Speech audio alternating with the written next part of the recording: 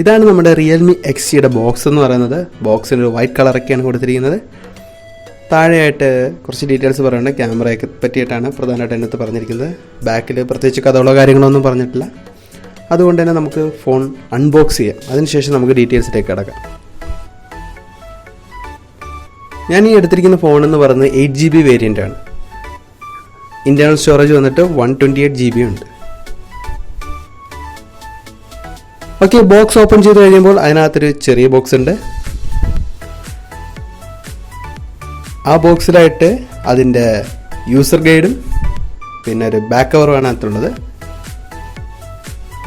Cover വന്നിട്ട് ഒരു transparent ആയിട്ടുള്ള കവറാണ്, അത്യാവശ്യം കട്ടിയുള്ള കവറാണ്. പിന്നീടുള്ള സെറ്റാണ്. നമുക്ക് സെറ്റിലേക്ക് വരാം. ബോക്സിൽ വേറെ എന്തൊക്കെയുണ്ടെന്ന് നോക്കിയിട്ട് വരാം. ബോക്സിൽ പിന്നുള്ളത് ചാർജറാണ്. ചാർജർ വന്നിട്ട് VOOC 3.0. ഇത് 5W 4A fast ചാർജറാണുള്ളത്. 20W fast ചാർജറാണ് ഇതിലൂടെ പ്രൊവൈഡ് ചെയ്തിരിക്കുന്നത്. പിന്നീടുള്ളത് ഒരു കേബിളാണ്. കേബിൾ വന്നിട്ട് Type C കേബിളാണ്. പിന്നെ ബോക്സിൽ പ്രൊവൈഡ് ചെയ്തിരിക്കുന്നത് എന്താണെന്ന് വെച്ചാൽ സിം ഇജക്ടർ ടൂളാണ്. ഓക്കെ, ഇത്രയും കാര്യങ്ങളാണ് ബോക്സിൽ പറഞ്ഞിരിക്കുന്നത്. ഇനി നമുക്കിത് മാറ്റി വെച്ച് നമുക്ക് നമ്മുടെ സെറ്റിലേക്ക് വരാം. സെറ്റിൻ്റെ കവറൊക്കെ വെച്ചിട്ടുണ്ട്. നമുക്ക് ആ കവറൊക്കെ ഒന്ന് പറിച്ചിടാം.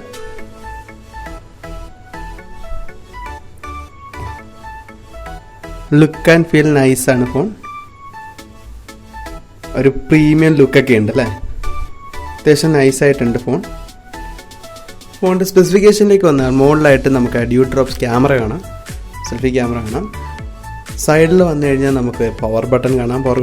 പവർ ബട്ടൺ മാത്രമേ ഇവിടെ ഉൾപ്പെടുത്തിയിട്ടുള്ളൂ. ഏറ്റവും മുകളിലായിട്ട് നോയ്സ് ക്യാൻസലേഷൻ മൈക്ക് കാണാം. സൈഡിൽ വന്നു കഴിഞ്ഞാൽ സിം ട്രേയും കാണാം, പിന്നെ വോളിയം ബട്ടൺസും കാണാം. താഴെയായിട്ട് സ്പീക്കർ ഗ്രില്ലും Type C പോർട്ടും അതേപോലെ നോയ്സ് ക്യാൻസലേഷൻ മൈക്കും പിന്നെ ഓഡിയോ ജാക്കും കാണാം. ബാക്കിൽ വന്ന കോഡ് ക്യാമറ നമുക്ക് കാണാൻ കഴിയും, പിന്നെ ഫ്ലാഷിങ് കാണാൻ കഴിയും. ഇത്രയും കാര്യങ്ങളാണ് നമുക്ക് സ്പെസിഫിക്കേഷനകത്ത് പറയാനായിട്ടുള്ളത്. ഇതിൻ്റെ ഡിസൈൻ അത്യാവശ്യം നൈസ് തന്നെയാണ് കേട്ടോ, കാണുമ്പോഴും. അതേപോലെ തന്നെ നമുക്ക് ഹാൻഡിയാണ്, കുറേ കൂടി യൂസ് ചെയ്യുമ്പോൾ ആ ഒരു ഫീല് കിട്ടുന്നുണ്ട്, ഒരു പ്രീമിയം ഫീലൊക്കെ നമുക്ക് കിട്ടുന്നുണ്ട്. നമുക്ക് ഫോണൊന്ന് ബൂട്ട് ചെയ്യാം.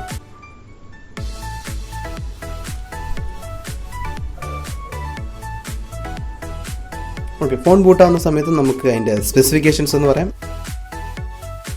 ഇതിൻ്റെ ഡിസ്പ്ലേ വന്നിട്ട് 6.4 inch full HD super AMOLED dew drop സ്ക്രീനാണ്.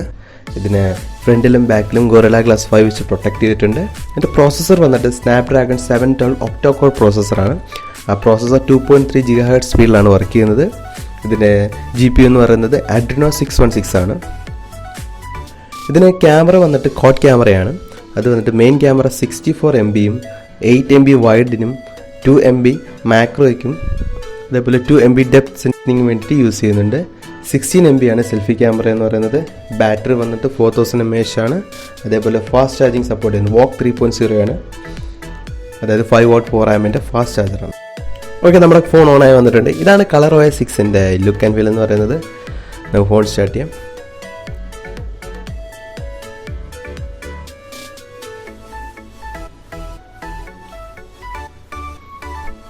ഇത് അപ്ഡേറ്റഡ് വേർഷനാണ്. ഇതിനകത്ത് നൈറ്റ് ഷീൽഡ് എന്ന സംഭവം കൂടെ പുതുതായിട്ട് ആഡ് ചെയ്തിട്ടുണ്ട്.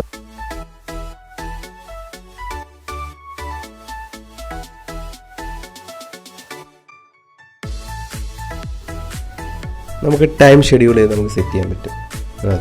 അത് നോക്കാം. നമുക്ക് ടൈം കളയേണ്ട, നേരെ നമുക്ക് അബൌട്ട് സെക്ഷനിലേക്ക് പോകാം.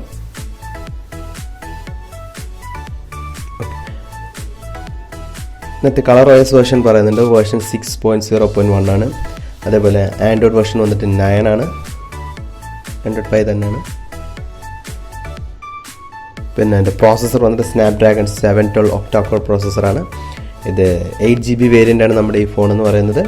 അതിൻ്റെ ഇൻറ്റേർണൽ ഡിവൈസ് സ്റ്റോറേജ് വന്നിട്ട് 128GB ഉണ്ട്. അതിനകത്ത് 115GB നമുക്ക് അവൈലബിൾ ആണ്.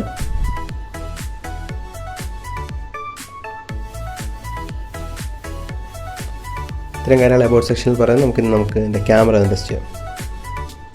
ഓക്കെ, ക്യാമറ ഇൻ്റർഫേസ് വന്നിട്ട് സാധാരണ ColorOS ഇൻ്റർഫേസ് പോലെ തന്നെയുണ്ട്. സൈഡിലൊരു മെനു സെറ്റ് ചെയ്തിട്ടുണ്ട്. അവിടെ നിന്നാണ് നമുക്ക് മാക്രോ ലെൻസോ 64 MP ലെൻസോ ഒക്കെ സെലക്ട് ചെയ്യുന്നത്.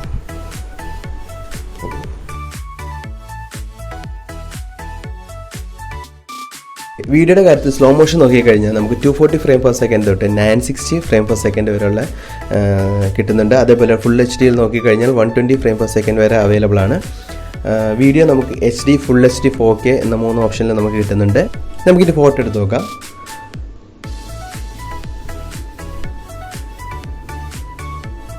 നല്ല ക്വാളിറ്റി പിക്ചർ തന്നെയാണ് നമുക്ക് കിട്ടുന്നത്. നമുക്കിനി അൾട്രാ 64 MB കൂടെ നോക്കാം.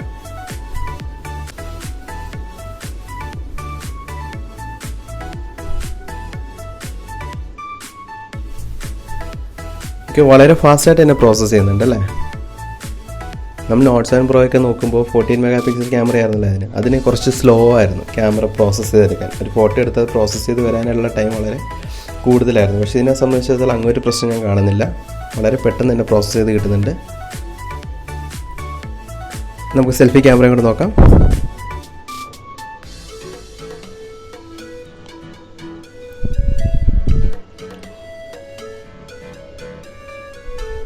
ഫിൽറ്റേഴ്സും കാര്യങ്ങളൊക്കെ ഡിഫോൾട്ട് ആയിട്ടുണ്ടല്ലോ.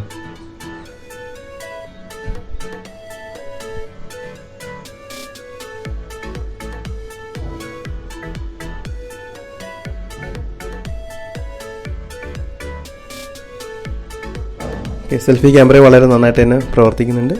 നല്ല ക്വാളിറ്റിയുള്ള ഇമേജ് തന്നെയാണ് കിട്ടുന്നത്.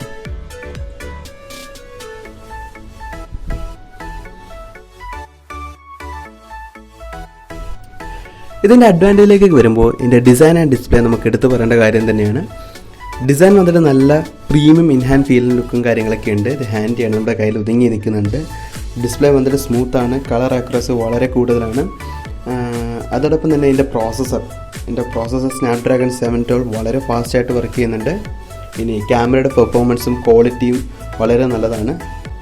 നമുക്ക് നല്ല റെസൊല്യൂഷനിലുള്ള പിക്സൊക്കെ നമുക്ക് എടുക്കാൻ കഴിയുന്നുണ്ട്. ലോ ലൈറ്റിലും നല്ല ക്വാളിറ്റിയുള്ള ഇമേജുകൾ നമുക്ക് കിട്ടുന്നുണ്ട്. മാക്രോ ലെൻസ് യൂസ് ചെയ്യുമ്പോഴും ക്വാളിറ്റി നഷ്ടപ്പെടാതെ അടുത്തുള്ള ഇമേജുകൾ നല്ല രീതിയിൽ എടുക്കാൻ നമുക്ക് സാധിക്കുന്നുണ്ട്. അതേപോലെ ഇതിനകത്ത് ട്രിപ്പിൾ കാർഡ് ഓപ്ഷൻ ഉൾപ്പെടുത്തിയിരിക്കുന്നുണ്ട്. അത് വളരെ സഹായകരമാണ്. ഇനി ഇതിൻ്റെ നെഗറ്റീവിലേക്ക് വരികയാണെങ്കിൽ പ്രത്യേകിച്ച് എടുത്ത് പറയത്തക്ക നെഗറ്റീവ്സും കാര്യങ്ങളൊന്നും ഇല്ല. ആകെയുള്ളത് ആ ക്യാമറ കുറച്ചും ഇങ്ങനെ വലുതായിട്ടിരിക്കുന്നുണ്ട്. നമ്മൾ ആ കേസ് ഇട്ട് കഴിയുമ്പോഴത്തേനത് മൂടിപ്പോകുന്നുണ്ട്.